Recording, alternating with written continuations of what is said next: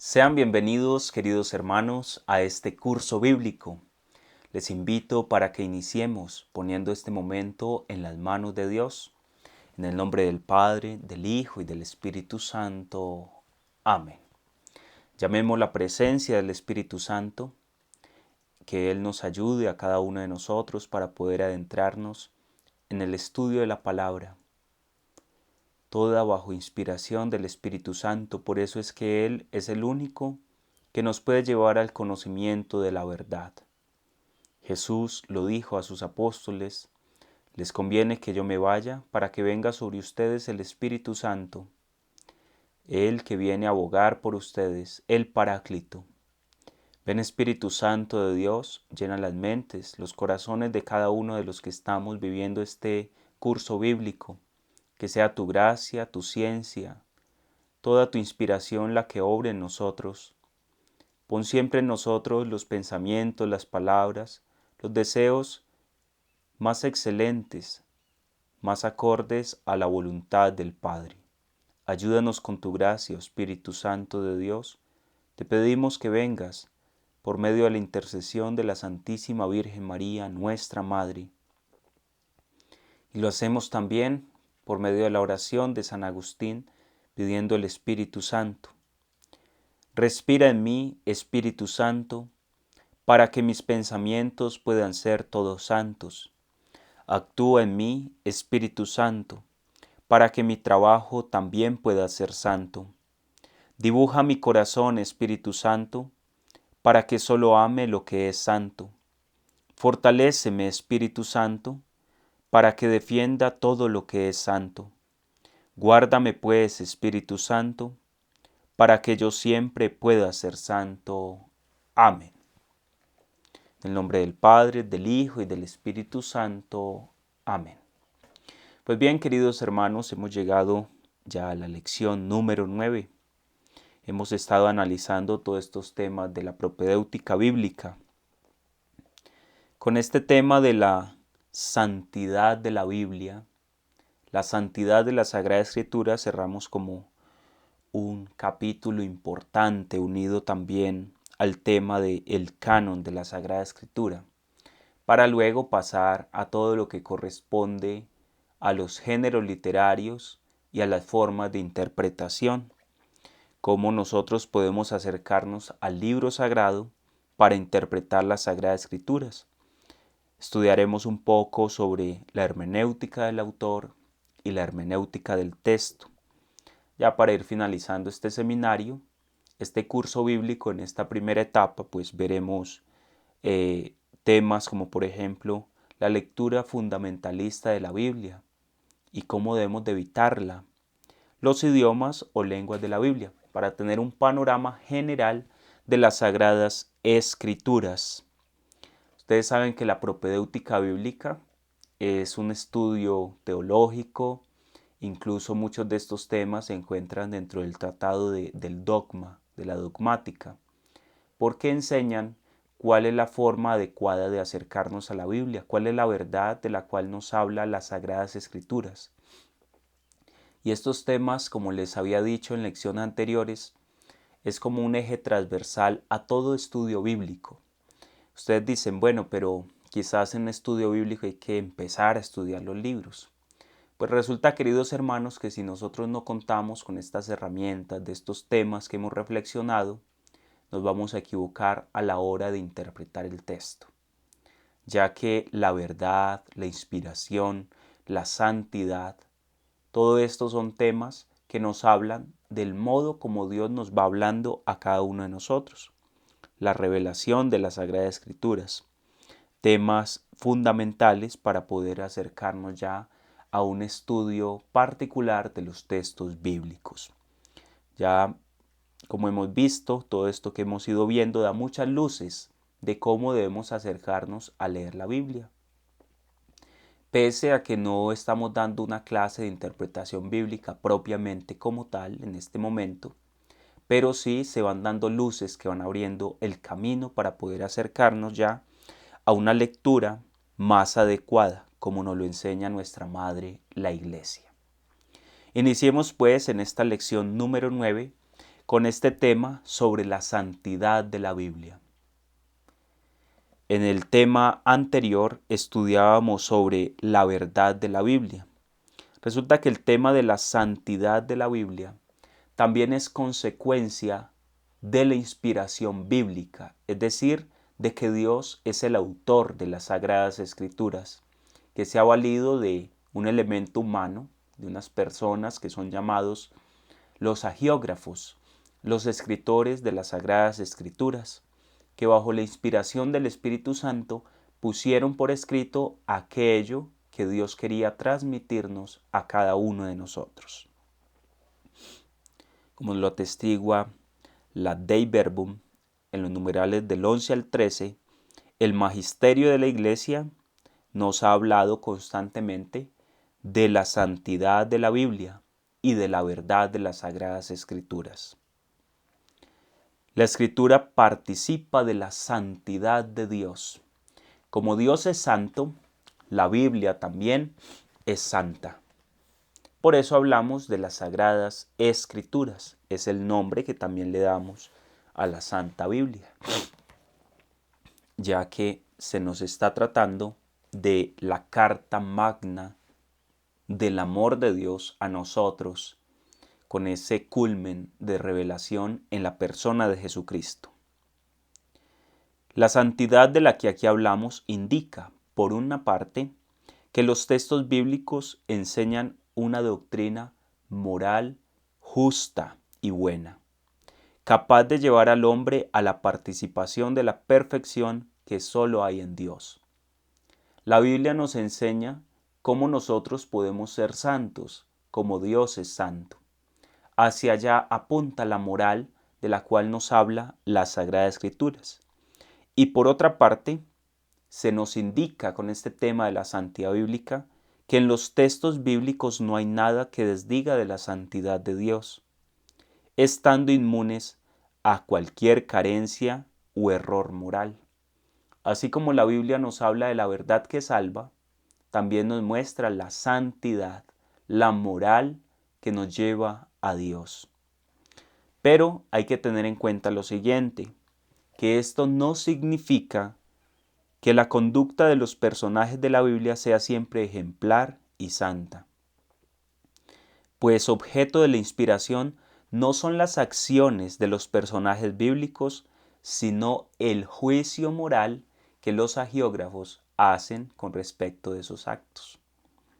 Entonces, la inspiración bíblica no es como tal la historia de los sucesos de los personajes, sino la interpretación que a la luz de la inspiración bíblica Dios nos revela si son conductas buenas, si no son conductas buenas y cuál es el modo correcto de orar. La santidad bíblica significa que existe una conformidad entre la moral y el juicio explícito o implícito del agiógrafo sobre los actos, palabras, acciones que han vivido el pueblo de Israel y el pueblo de la nueva alianza, como son los apóstoles, la Virgen María, etc.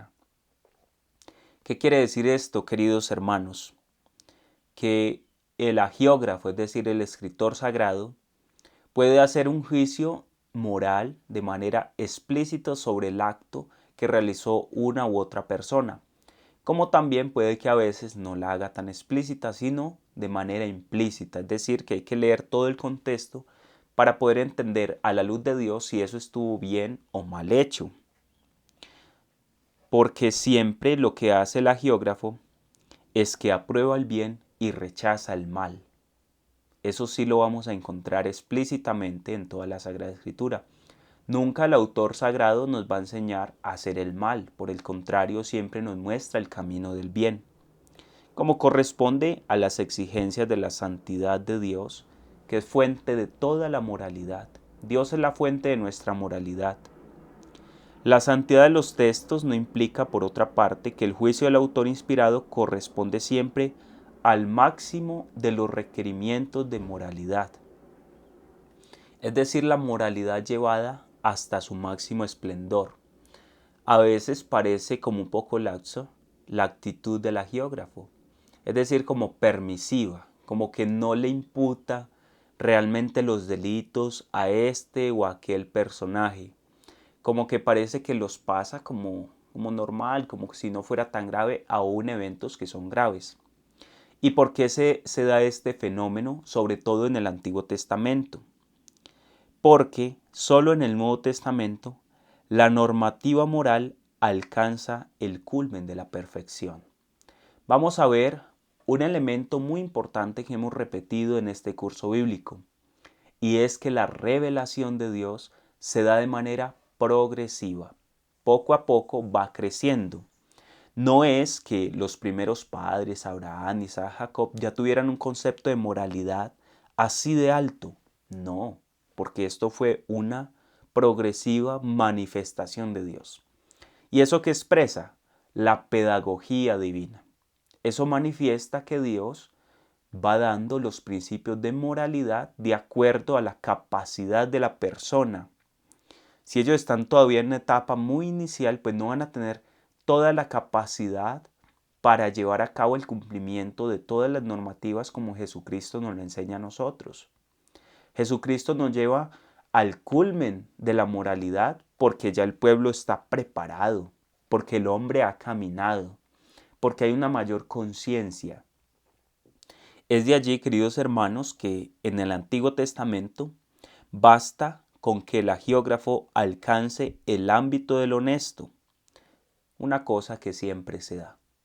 No se le puede exigir al hagiógrafo del Antiguo Testamento el mismo conocimiento moral y la misma exigencia, perfección de la moralidad que a los autores del Nuevo Testamento, porque la revelación ha sido dada por etapas y de ese mismo modo el conocimiento de la moralidad, del juicio sobre los actos entre buenos o malos, los actos humanos, el hombre cómo ha actuado.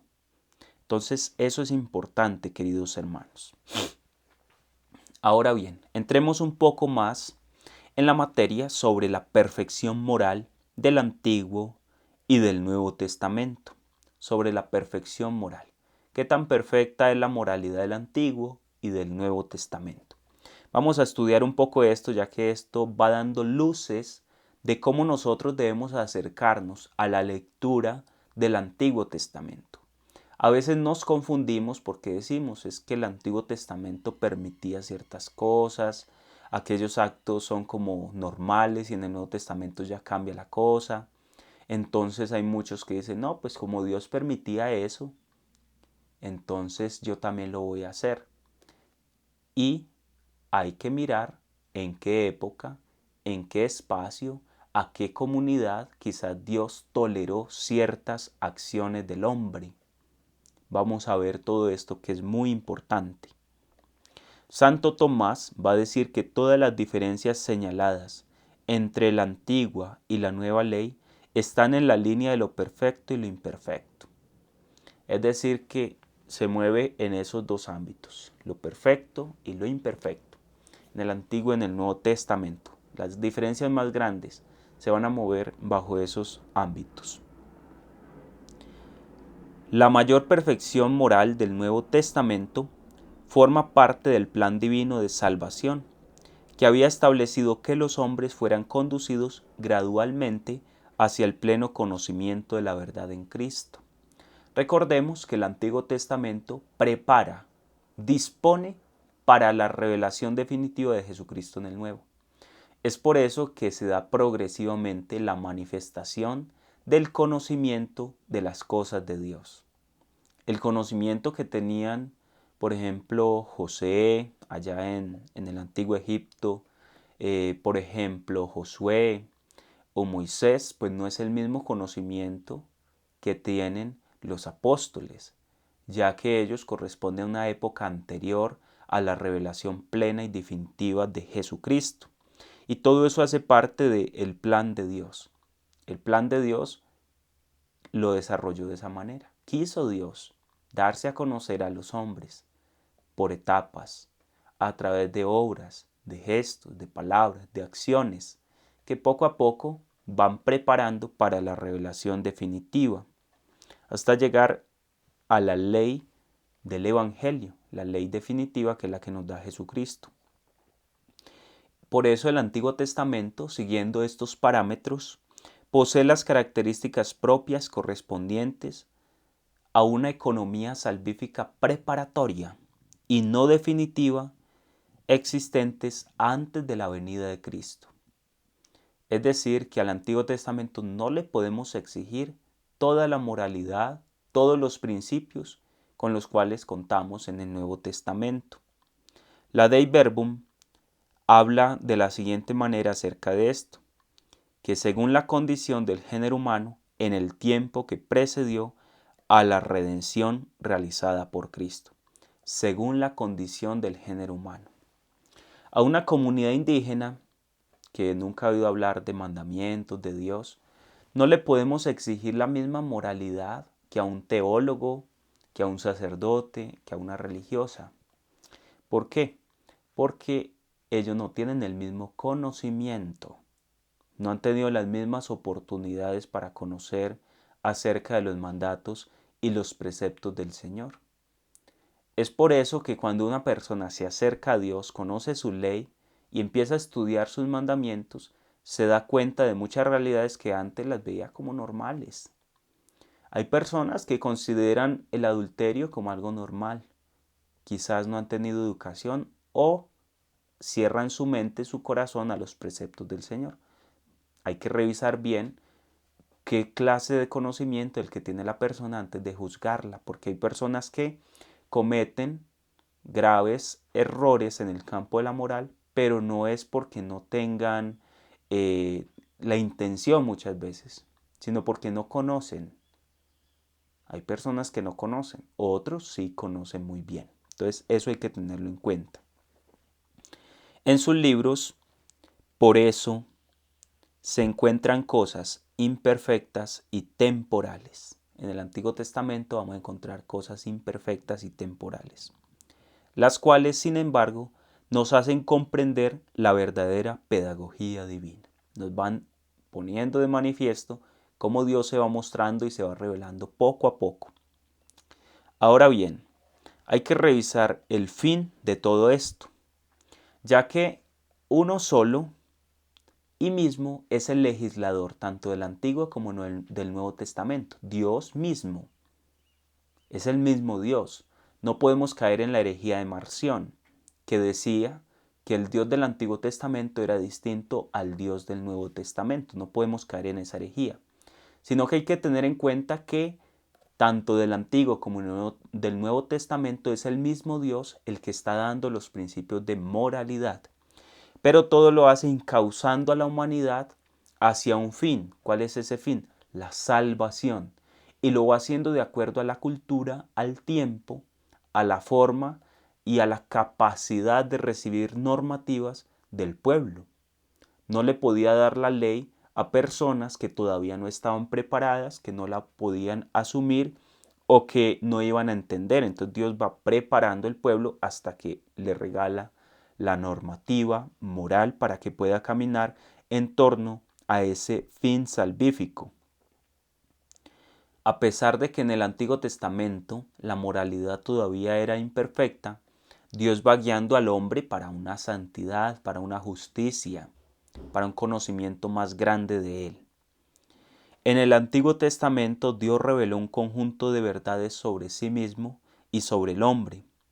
Sin embargo, no estableció explícitamente las instituciones que podían conferir la gracia, la justificación. En el Antiguo Testamento todavía no hablamos de sacramentos. Hay figuras de los sacramentos, pero no hablamos propiamente de sacramentos, ya que esto iba a corresponder al tiempo de la revelación de Jesucristo. Por ejemplo, en el Antiguo Testamento encontramos algunos ritos preparatorios que insertaban en un pueblo, en una comunidad, como era la circuncisión y las demás ceremonias de la ley antigua. Estas ceremonias no conferían la gracia que hoy en día confieren los sacramentos, pero sí preparaban y disponían para esto. De algún modo, el pueblo se iba preparando y por medio de la circuncisión, los primogénitos y los varones eran consagrados a Dios, se presentaban a Dios. Ahora, ¿cómo lo hacemos? A través del sacramento del bautismo. Entonces, la circuncisión puede ser figura, prototipo del bautismo, pero no tiene la gracia que tiene el bautismo. Esto fue gracias ¿a qué? A la revelación de Jesucristo. El medio por el que los justos que vivían bajo el régimen de la antigua ley recibían la gracia por medio de la fides mediatoris. ¿Qué quiere decir esto? Por medio de la fe en las promesas recibidas. Los patriarcas, los profetas, ¿cómo recibían la gracia de Dios si no había sacramentos? Quizás alguno de ustedes se ha llegado a preguntar esto. Pues resulta, mis queridos hermanos, que ellos no podían recibirla directamente como nosotros a través de los sacramentos, sino que ellas lo recibían por medio de la fe en las promesas. Entonces eran justificados por medio de la fe en las promesas, pero no tenían el sacramento de la confesión, del bautismo, de la Eucaristía. Los profetas se hubieran fascinado por ver la Eucaristía, pero no se les concedió esa gracia. Sin embargo, a nosotros, pecadores, sí se nos ha concedido esa gracia. Hay que aprovechar que ahora contamos ya con la revelación definitiva. Ellos no. Ellos fueron poco a poco a través de lo que Dios les iba mostrando, quizás de un modo más limitado, pero se iban encaminando hacia la justicia. En el Nuevo Testamento, por el contrario, además de mostrar el pleno significado de los textos del Antiguo Testamento, como ya hemos estudiado, ofreciendo el panorama completo de las verdades salvíficas, presenta constituidos los canales a través de los cuales se recibe eficazmente la gracia salvífica. En el Antiguo Testamento todavía no están las instituciones, todavía no están los canales precisos para obtener la gracia salvífica. En el Nuevo Testamento sí. ¿Cuáles son esos canales? Los sacramentos. Hay personas que desprecian los sacramentos porque desconocen el valor de los sacramentos. Sin embargo, nosotros que estudiamos, que reflexionamos, que hemos recibido catequesis, conocemos el valor de los sacramentos y por eso los respetamos y le damos infinitas gracias a Dios por habernos regalado medios a través de los cuales podemos salvarnos fácilmente, porque ese es el camino de la vida sacramental. Una salvación al alcance de todos nosotros, simplemente basta con tener fe y acercarnos a ellos. Por esta razón se afirma que la esencia de la nueva ley es la gracia del Espíritu Santo. La ley que está inscrita ya no en tablas de piedra, dice el apóstol San Pablo, sino que ha sido inscrita en nuestros corazones por medio del Espíritu Santo que se nos regala, se nos da. Es el Espíritu Santo el que pone la ley en nuestro corazón y nos lleva al cumplimiento de estas normativas. En el Antiguo Testamento Moisés presentaba unas tablas de piedra donde el dedo de Dios, el Espíritu Santo, había escrito, ¿cierto? Así es como lo conocemos, pero no una ley inserta en el corazón. Ahora la ley no está escrita en tablas, sino que está en nuestros corazones. ¿Por medio de qué? De la gracia eficaz, por medio del derramamiento del Espíritu Santo en los sacramentos. Sobre todo en el sacramento del bautismo y el sacramento de la confirmación, donde recibimos el sello del Espíritu Santo. Es el Espíritu Santo escribiendo su ley en nuestras entrañas, en nuestro corazón, y nos lleva al cumplimiento de las mismas. Ahora bien, hablemos con respecto de los preceptos de la ley moral. La esencia de la ley moral natural fue conocida en el Antiguo Testamento a través de un recorrido progresivo. Ustedes saben, queridos hermanos, que existe ley divina, ley natural y ya unas leyes sociales que se establecen en los pueblos. Lo que es la ley divina no se puede cambiar. Lo que es la ley natural tampoco. La ley divina, los preceptos que Dios nos ha regalado a nosotros, sobre todo en el Decálogo, en los 10 mandamientos. Esas leyes nadie las puede cambiar, nadie. No, que quiten que ya no sea pecado robar. No, eso no se puede cambiar porque eso está dado por el mismo Dios. Y leyes naturales, las que Dios ha inscrito en la naturaleza humana. Por ejemplo, una ley natural, que la unión de un hombre y una mujer en el acto sexual trae por sí la procreación, la generación de una nueva persona. Entonces, aunque quieran unir dos varones, nunca va a haber vida nueva, nunca, imposible. Esos son leyes naturales, leyes que Dios ha inscrito en la naturaleza, leyes que no pueden cambiar, porque dos hermanos, una hermana y un hermano no pueden casarse, porque por ley natural eso no se puede, eso no se debe. Y más que la ley divina lo ratifica. Entonces las leyes divinas, las leyes naturales, no se pueden cambiar. ¿Cuáles leyes se pueden cambiar? Las leyes humanas. Y eso que mirando a ver hasta dónde, porque o si no, todo se volvería un caos. Cuando la razón natural comenzó a oscurecerse, porque en el Antiguo Testamento nuestros primeros padres, Adán y Eva, tenían un conocimiento más perfecto de las cosas, tenían los dones preternaturales, es decir, que gozaban de la visión de Dios, veían todo con mayor claridad. Nos dice el libro del Génesis que se paseaban por el jardín y hablaban con Dios, se comunicaban constantemente con Él, tenían esa gracia. Tampoco morían como morimos nosotros a causa del pecado. Ellos no, ellos vivían en estado de gracia, de pureza. En ese momento ellos tenían mucho conocimiento de la moralidad. Sin embargo, después de la caída, Adán y Eva no pierden toda esa capacidad de saber interpretar entre lo bueno y lo malo.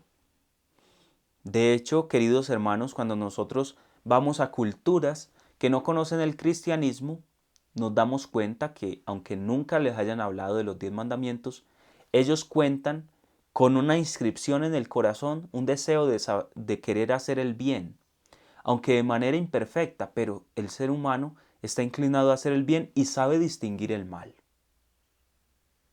Por simple ley natural. ¿Cuál es la ley natural? Una ley inscrita en el corazón del hombre, que le ayuda a discernir entre lo bueno y lo malo. Pues así, después de la caída, los seres humanos sabían esos principios de moralidad generales. Luego, el hombre se acostumbró a pecar. Y cuando el hombre se acostumbra a pecar, pierde el sentido de la moralidad.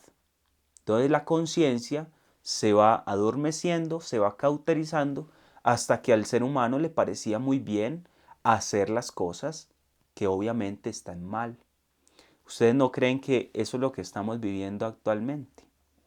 El hombre se está acostumbrando al pecado y eso es grave.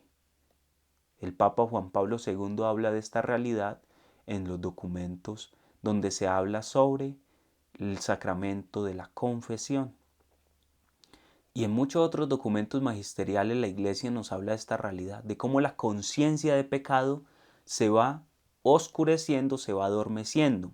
Entonces, cuando el ser humano empezó a pecar y se acostumbró al pecado, pues hubo una decadencia moral. Y es ahí donde Dios interviene y les revela a los hombres la ley del Sinaí, es decir, el decálogo, los 10 mandamientos. Cumple esta ley, esta alianza, porque ustedes serán mi pueblo y yo seré su Dios. Es la primera alianza pactada ya de una manera pues más explícita, más configurada, con más elementos. Porque también nosotros vemos que en el libro del Génesis hay otras alianzas que preceden a la alianza del Sinaí, como por ejemplo el signo del arco iris, donde Dios hace una alianza con Noé de que nunca más va a volver a inundar toda la tierra para destruir la humanidad.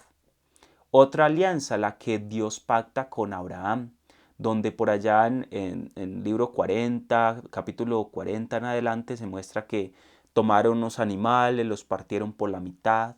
O por ejemplo la alianza que se trazaba a través de la circuncisión, donde se le ofrecían a Dios los varones y se le consagraban a Él. Entonces hay unas alianzas preparatorias, pero una alianza más solemne, la alianza del Sinaí, donde Dios nos entrega la ley, los mandamientos. Después, el hombre, pese a que contaba con los mandamientos, continuó pecando. Y ahí es donde Dios envía a los profetas. Y los profetas recuerdan esos mandamientos y señalan el pecado del pueblo. Y les dice, ustedes están fallando, están faltando al precepto, están faltando a la moralidad, están ofendiendo a Dios, están violando la alianza. ¿Cuál alianza? La alianza del Sinaí, pactada por medio de las tablas de la ley. Entonces es así como poco a poco Dios progresivamente va instruyendo al pueblo en temas de moralidad. Si nosotros leemos las Sagradas Escrituras, en el libro del Éxodo, del Deuteronomio, se entrega la ley. Pero son los profetas los que van interpretando y van poniendo todo esto, lo van recordando al pueblo. En la nueva economía de la salvación, Cristo perfeccionó los preceptos morales de la antigua ley con sus obras y con su enseñanza. Es Cristo el que perfecciona la ley. Jesús dice, yo no vine a abolir la ley, sino a darle plenitud para que llegara a un cumplimiento más alto de esos principios morales ya dados desde el Antiguo Testamento. Santo Tomás indica que Jesús perfeccionó esos preceptos de tres modos. Vamos a ver cómo Jesús perfecciona los preceptos de la antigua ley. Primero, declarando su significado verdadero. Primero, declarando su significado verdadero. Como en el caso del homicidio y del adulterio. Los fariseos y los escribas daban una interpretación, pero Jesús viene a dar la interpretación más precisa, más elevada, donde nos enseña también que los actos internos podían ser virtuosos o pecaminosos. Los escribas y los fariseos interpretaban la ley mucho desde lo de afuera, lo externo. Entonces Jesús critica, es que ustedes limpian la copa, se lavan las manos, pero luego no saben cómo actuar en lo que es realmente importante. No se fijan en la limpieza de su corazón, sino en la limpieza externa. Entonces había todos unos ritos de pureza ritual, así se llaman, pureza ritual, que consistía en que no se podía comer sin lavarse las manos, en que siempre hay que lavar muy bien las vajillas, las ollas, en que si una mujer tenía flujos de sangre entonces quedaba contaminado todo el lugar y tenía que ir por allá al desierto y hacer como unas ceremonias para poder purificarse, todo este tipo de cosas. Y Jesús les dice, es que eso no es lo importante. Lo importante es lo que sale del corazón, no lo que entra por la boca. Que no había que comer ciertos animales o ese tipo de cosas. Entonces Jesús dice, no, es que lo importante es lo que sale del corazón, no lo que entra. Por eso el Evangelio en San Mateo 5:22, Mateo 5:22 va a decir, el mismo Jesús, yo os digo, todo aquel que se encolerice contra su hermano será reo ante el tribunal. Pero el que llame a su hermano imbécil será reo ante el Sanedrín, y el que le llame renegado será reo de la gehenna de fuego. Entonces miren lo importante de la moral dada por Jesucristo. Porque no es solamente que uno mata al hermano cuando toma una pistola y lo asesina, no. Sino que también cuando hablamos mal del hermano, lo estamos matando. Y cuando le decimos imbécil, renegado, este tipo de cosas, estamos siendo reos de muerte ante el tribunal. Y dice Jesús, será reo de la gehenna de fuego. Es decir, está hablando de la gravedad de ofender a los hermanos. Lleva la moral a una instancia superior. Y en Mateo 5:28 dice, pues yo os digo, todo el que mira a una mujer deseándola, ya cometió adulterio en su corazón. Es decir, que Jesús nos dice que la moralidad de los actos no es solamente en los actos externos, sino también en lo interno, en lo que pensamos. Por eso es tan negativo odiar. El odio es matar a la persona en mi corazón y por eso es tan grave y es un pecado mortal. Jesús nos enseña que simplemente con mirar a una persona deseándola, ya entonces se está cayendo en adulterio. Es la moralidad llevada a una estancia superior. Eso es lo que dice Mateo 5:28. Ese era el primer punto, declarando cuál es el significado verdadero de los mandamientos. Segundo, señalando la vía más segura para realizarlos. Segundo, señalando la vía más segura para realizarlos. Por ejemplo, Jesús enseñó que el mejor modo para no cometer perjurio era evitar cualquier juramento que no fuera estrictamente necesario. Ustedes saben que el perjurio es cuando una persona jura por algo pero luego no lo cumple. Entonces es un mentiroso contra sí mismo, pone en peligro la verdad, porque pone por testigo la verdad pero luego no la cumple. Entonces dice aquí, Jesús en Mateo 5, 33 al 37. Habéis oído que se dijo a los antepasados, no perjurarás, sino que cumpliréis al Señor tus juramentos. Pues yo os digo que no juréis en modo alguno, ni por el cielo, porque es el trono de Dios, ni por la tierra, porque es el escabel de sus pies, ni por Jerusalén, porque es la ciudad del gran rey, ni tampoco jures por tu cabeza, porque ni a uno solo de tus cabellos puedes hacerlo blanco o negro. Sea vuestro lenguaje sí, sí, no, no. Que lo que pasa aquí, que lo que pasa de aquí viene del maligno. Mire cómo Jesús nos enseña que no tenemos que estar jurando. Desde muy pequeños a uno le enseñan no jurar, no usar el nombre de Dios en vano, no poner la verdad como testigo, pero luego hacer lo contrario, porque jurar en vano es pecado mortal. Cuando prometemos algo, lo juramos y decimos que sí, que es así, pero luego no lo hacemos, caemos en pecado. Entonces, ¿qué nos dice Jesús? No pongan ni el cielo, ni la tierra, ni Jerusalén por testigo de la verdad. Simplemente sean sí, sí o no, no. Digan la verdad o simplemente digan no. Digan sí o digan no, pero no me pongan a decir es que yo juro por esto, por lo otro, porque luego se cae en el perjurio. Tercero, mostrando el grado más alto de perfección. ¿Qué quiere decir esto? Así Jesús explicó que el amor al prójimo conlleva el amor al enemigo, hacer el bien a quienes nos odian y rezar por los que nos persiguen y calumnian. Aquí es donde Jesús nos pone la vara más alta.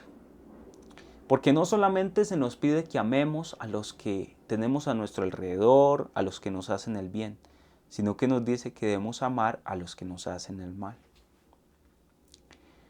Por ejemplo, una persona, una madre, que conozca a una persona que le quitó la vida a su hijo y luego sea capaz de amar a esa persona, invitarla a un almuerzo y decirle yo te perdono. Hacia allá apunta la moralidad cristiana y es difícil, pero yo cómo voy a perdonar al asesino de mi hijo, yo cómo voy a perdonar a mi esposo que me traicionó, yo cómo voy a amar incluso a esa persona con la cual mi esposo me traicionó. ¿Cómo? ¿Pero cómo? Pues resulta que con la gracia de Dios es posible. Porque el Señor, si nos pone la vara más alta, es porque nos va a dar las herramientas para responder a esto. Jesús en Juan 15:12 nos va a enseñar el mandamiento del amor. Juan 15:12 dice, este es el mandamiento mío, que os améis los unos a los otros como yo los he amado. Y de hecho Jesús nos enseña a perdonar a nuestros enemigos cuando estaba colgado en la cruz. Padre, perdónalos porque no saben lo que hacen. No les tengas en cuenta ese pecado. Mire cómo Jesús es el modelo, el ejemplo del perdón. Vamos ahora a mirar unos puntos, así resumidamente, sobre la perfección moral en algunas cuestiones particulares. Algunos temas que son un poco escabrosos, que a veces nos cuestionamos sobre cómo interpretar eso en el Antiguo Testamento. Por ejemplo, el tema de las imprecaciones, el relato de los actos deshonestos, la ley mosaica sobre el divorcio, la poligamia y la guerra. ¿Cómo podemos hacer un análisis de estos eventos que son difíciles de entender? Iniciemos con las imprecaciones. ¿Qué son las imprecaciones? Aquellas frases que expresan el deseo de un mal contra uno mismo o contra otro. Imprecar, es decir, cuando se invoca a Dios para ocasionar el mal sobre uno mismo o sobre otra persona. Ahí se encuentra el castigo de los enemigos. Salmo 83, versos 10 al 18.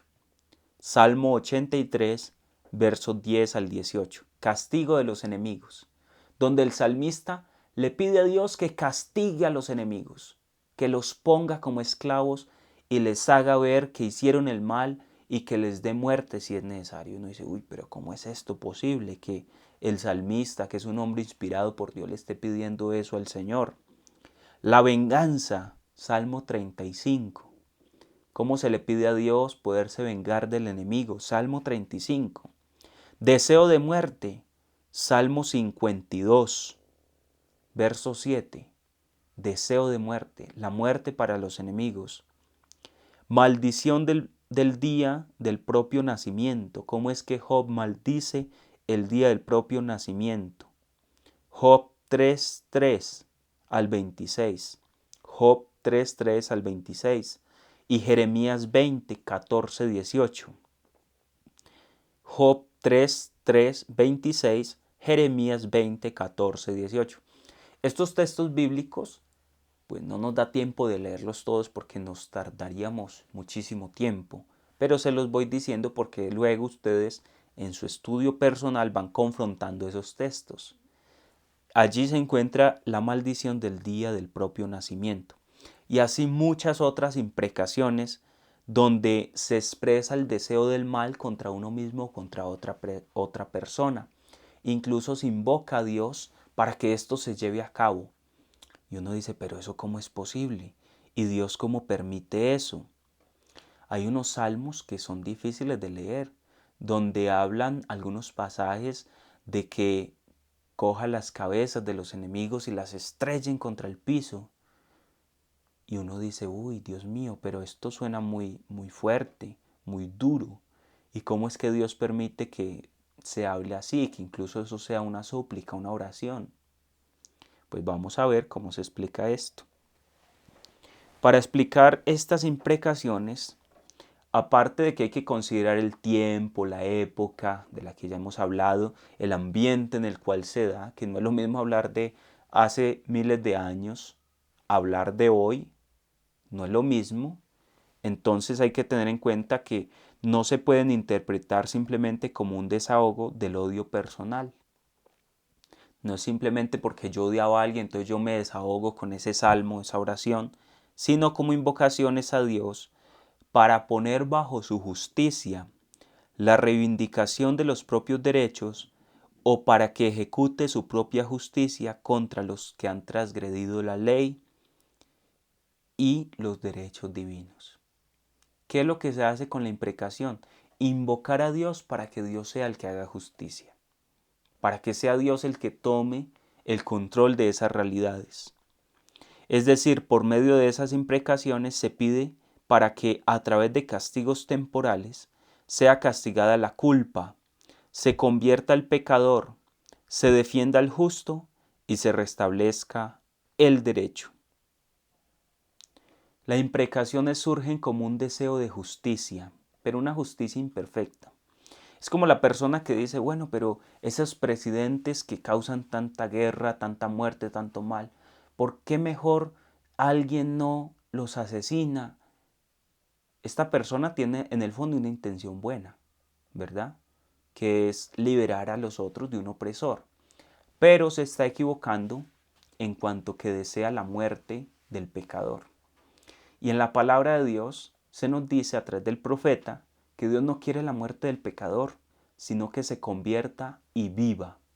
Pero esto es una evolución progresiva de la moral hasta llegar a la moral cristiana. Cuando al Papa Juan Pablo II, aquel sicario, le hace ese atentado que le da a un ladito del corazón, que casi lo asesina en ese momento, que no se explica cómo fue posible esto, sino a través del milagro de Nuestra Señora de la Virgen. Entonces, Juan Pablo II, luego de que recupera, va a la cárcel y perdona a aquel hombre. Sin embargo, ese hombre paga la pena, porque por justicia humana, pues, aunque ya se le ha perdonado por parte del Papa, él debe pagar por haber intentado el homicidio. Entonces, esta moralidad de la cual nosotros debemos de vivir hoy, pues no es la misma moralidad del Antiguo Testamento.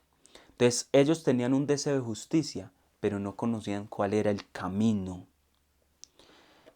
Pero realmente lo que querían aquellas personas era que Dios actuara, que Dios interviniera. Entonces, el deseo de ellos es un deseo de justicia, una sed de justicia. ¿Que cómo lo debían hacer? Pues todavía no tenían las herramientas que tenemos nosotros. Entonces, de ese modo se explica esos pasajes que a veces parecen oscuros, donde se pide la muerte de los enemigos, donde se piden males para los que transgreden la ley de Dios, contra los que ofenden a Dios. Hay que tener en cuenta, queridos hermanos, estos elementos para cuando estemos leyendo la Biblia nos encontremos con esos pasajes. Entenderla en el tiempo y saber que estas personas querían la justicia, pero no sabían cómo. Segundo, la ley del talión. Su enunciado es: ojo por ojo, diente por diente, mano por mano, pie por pie, quemadura por quemadura, llaga por llaga, moratón por moratón. ¿Esto dónde lo encontramos? Éxodo 21, 24, 25. Muy conocida la ley del talión.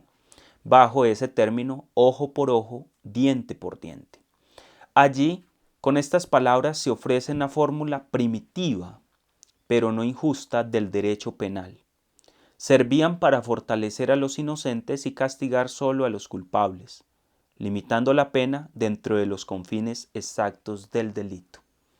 Esa ley, como podemos nosotros ver, fue abolida completamente por el Señor Jesús, ya que era una ley imperfecta. La venganza no es el camino de la moralidad para parecernos a Dios, sino que es el perdón, es la compasión, incluso por aquel que nos ha hecho daño. Entonces ya no es ojo por ojo, sino que si tu hermano te golpea en la mejilla, pon la otra. Si tu hermano te pide caminar 1 milla, camina 3. Si te pide el manto, dale también la capa. Mire que la moral que nos enseña Jesús apunta a algo mayor. Entonces esa ley del talión era muy primitiva, ya todavía ellos no conocían a Jesucristo, no conocían la ley del amor, mucho menos todo lo que el Señor nos enseñó a cada uno de nosotros. Otro tema oscuro, la guerra de exterminio. En la legislación de Israel, cuando Israel iba caminando en la conquista de la tierra, entonces algunas poblaciones, dice la palabra, que eran puestas al exterminio, condenadas ¿a qué? Al exterminio, a la muerte, condenadas al anatema. ¿Qué quiere decir esto? Que la población que se encontraran por delante la destruían y acababan con todo, hasta con el ganado, con los cultivos, con los ídolos, porque todo era condenado al exterminio. Y pareciera que Dios aprobaba todo esto. Pues el Antiguo Testamento solamente nos muestra 2 pasajes donde Dios permitía esto, donde el escritor dice que Dios permitía esto. Y es sobre todo la guerra contra las 7 grandes poblaciones que habitaban en la Palestina pre-israelita. Es decir, cuando ellos apenas iban entrando en el pueblo de Israel, en la tierra de Palestina, la tierra prometida, entonces Dios les permite acabar con todas las 7 poblaciones que allí se encontraban. Y en el caso contra los amalecitas. Ustedes saben que los amalecitas era una población que atacaba mucho al pueblo de Israel, con los cuales tuvieron mucha guerra. Desde el libro del Éxodo, Moisés se narra que tiene una batalla contra el pueblo de Amalek y luego por allá en el libro de los Reyes, es decir, muchos años después, todavía están peleando contra el pueblo de Amalek, contra los amalecitas. Solo en esos dos casos, según el escritor sagrado, Dios dio la orden de destruir las ciudades con todos los objetos, idolatrías, y matar a los habitantes, incluido el ganado. Este modo de actuar se denominaba Jerem, el Jerem, y la Biblia de los 70 lo traduce por anatema. Entonces, la guerra del exterminio era que Dios autorizaba acabar con todo. Pero luego nos vamos a dar cuenta que Jesús antes le dice a Pedro, guarda tu espada, cuando le quita la oreja a Maico, creo que es que llama a aquel hombre en el Evangelio, y Jesús le dice duro, guarda tu espada, Pedro, porque esto no es por la fuerza, no es por la violencia. Entonces Jesús ya no va a querer la guerra, Jesús nos va a mostrar que ese no es el camino. El divorcio y la poligamia, otro tema que encontramos en el Antiguo Testamento, del cual Jesús también después se ocupa. Son dos excepciones donde la ley antigua permitía en algunos casos. Por ejemplo, muchas páginas del Antiguo Testamento dan testimonio de cómo se permitía el divorcio, es decir, repudiar a la mujer con la cual la persona se había casado.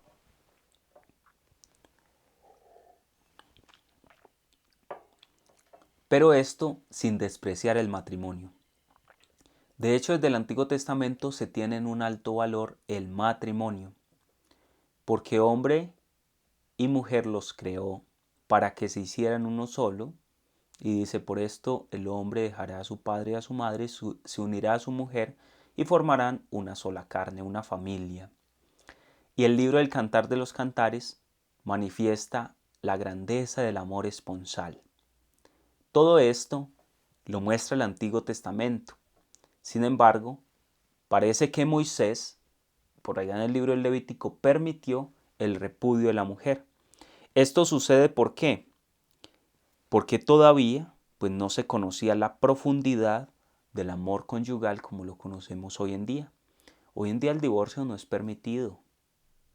Hoy en día lo que la iglesia hace es que es testigo de que una supuesta unión conyugal no se dio, entonces declara nulo un matrimonio.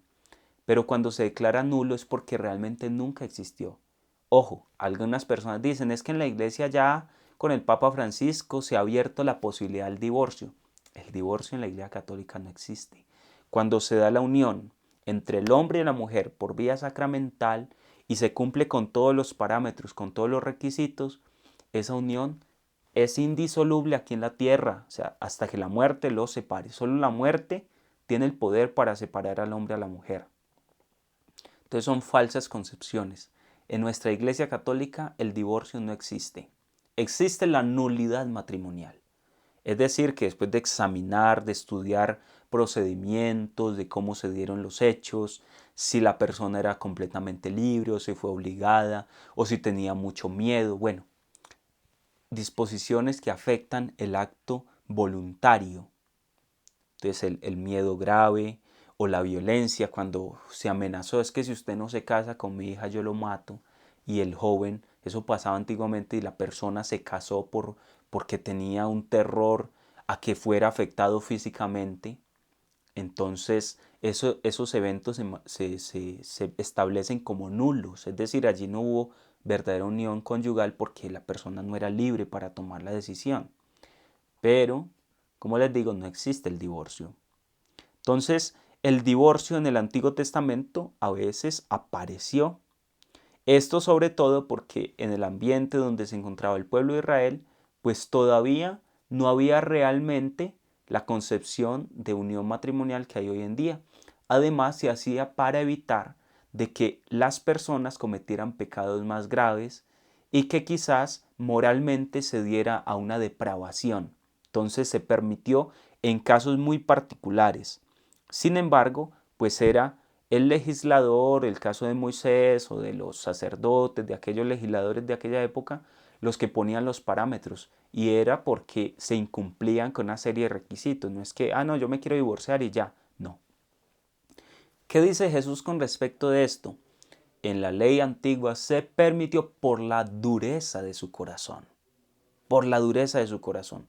Pero ya Jesús no admite el divorcio. Y el tema de la poligamia era un fenómeno y la Biblia condena la poligamia. Sin embargo, hay pasajes donde pareciera que lo permite. Por ejemplo, cuando el rey podía tener un gran número de mujeres. Se dice que el rey David tenía como 1000 mujeres. Y uno dice, uy, pero ese es el santo, ese es el rey amado por Dios, ¿allí qué pasó? Bueno, hay que entenderlo dentro de su contexto. Pero ya en el Nuevo Testamento vamos a ver que ese tema de la poligamia queda abolido. Y el último tema, las narraciones de culpas morales. Cómo en el Antiguo Testamento se pone de manifiesto la vida de personas que cometieron pecados y esto se nos manifiesta a nosotros sobre todo como ejemplos de vida, de situaciones ya vividas para que nosotros no cometamos los mismos errores. Y aunque el autor explícitamente no diga que esto es gravísimo y así, así, así, implícitamente sí se sabe que eran pecados graves. En otras situaciones la Biblia sí nos expresa explícitamente que eran pecados graves. Por ejemplo, el pecado del rey David, cuando primero cayó en adulterio y luego cayó en homicidio. Primero le quita la mujer a Urías y luego deja en embarazo a aquella mujer y entonces por temor envía a Urías al frente de batalla para que muera en la guerra. Entonces cae en adulterio y en homicidio. Y el profeta Natán se acerca y le señala, tú has pecado. Le imputa el acto. Se dice que allí, por una antigua tradición, el rey David sale corriendo a la región montañosa, se arrepiente de todo corazón y compone el Salmo 51 o Salmo 50, el Miserere. Misericordia, Dios mío, por tu bondad, por tu inmensa compasión, borra mi culpa, lava del todo mi delito, limpia mi pecado. Entonces podemos ver esa realidad donde el autor sagrado imputa el delito y señala que eso estuvo mal. Pero en otros textos pareciera que no señalara como malo actos que son malos. Pero implícitamente el autor sagrado siempre aprueba el bien y desaprueba el mal. Eso sí hay que tenerlo claro. Con respecto de esto, ¿cómo debemos nosotros tener como unos criterios para juzgar los textos bíblicos? Dos, esencialmente. Primero, hay que decir que por el hecho de que un episodio aparezca en la Biblia, no se deduce que sea alabado o recriminado. El hecho de que aparezca una situación no quiere decir que sea alabado por el hagiógrafo o recriminado por el hagiógrafo, no. Simplemente es un hecho narrado, un hecho que aparece allí. Y segundo, la alabanza genérica de un personaje no implica en absoluto la aprobación de todas sus acciones. El hecho de que se diga que David fue amado por Dios, que fue un hombre muy santo, muy bueno, no quiere decir que el autor diga que todo lo que hizo fue bueno. En los dos casos, el valor de las acciones hay que juzgarlo a la luz de la ley moral natural o mosaica, a la luz de toda la revelación bíblica. Es decir, que no podemos juzgar el Antiguo Testamento solo con los parámetros del Antiguo Testamento, sino que hay que leer la Biblia en su conjunto. El hecho de que en el Antiguo Testamento algo que está mal sea como pasado de largo, como que no se le dé mucha importancia, no quiere decir que estuvo bien, porque hay que leer toda la Biblia en su conjunto y qué es lo que nos dice la Iglesia Católica con respecto de esto. Entonces hay que tener en cuenta esos principios para no justificar muchas veces el mal, el pecado, los actos de moralidad. Mira, queridos hermanos, como a grandes rasgos hemos abordado el tema de la santidad de la Biblia y hemos tocado algunos elementos o pasajes o situaciones que aparecen en el Antiguo Testamento que son difíciles de interpretar.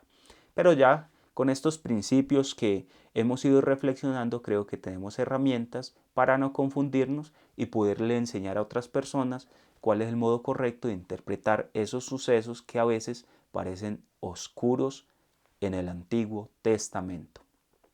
De la importancia de leer el Antiguo Testamento a la luz del Nuevo y no leer por separado los textos bíblicos, sino leer la Biblia en su conjunto, haciendo una lectura inteligente de la palabra de Dios. Démosle gracias a Dios por este momento que nos ha permitido compartir, que sea su gracia y su amor la que ilumine nuestra mente para que podamos ser santos como nuestro Dios es santo. Gloria al Padre, al Hijo y al Espíritu Santo, como era en el principio, ahora y siempre, por los siglos de los siglos. Amén. Que el Señor nos bendiga en el nombre del Padre, del Hijo y del Espíritu Santo. Amén. La lección número 10, queridos hermanos, es un tema importantísimo. Les invito para que no se lo pierdan en el próximo episodio, donde vamos a hablar de la canonicidad de la Sagrada Escritura, el canon bíblico. Bendiciones para todos ustedes.